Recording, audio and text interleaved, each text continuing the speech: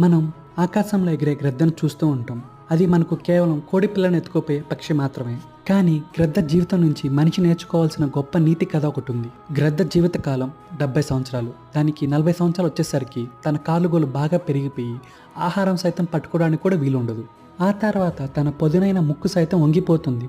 దీనివల్ల ఆహారం తినడం కూడా కష్టమవుతుంది. తన ఈకలు బాగా పెరిగి ఆ బరువు రెక్కలపై పడుతుంది.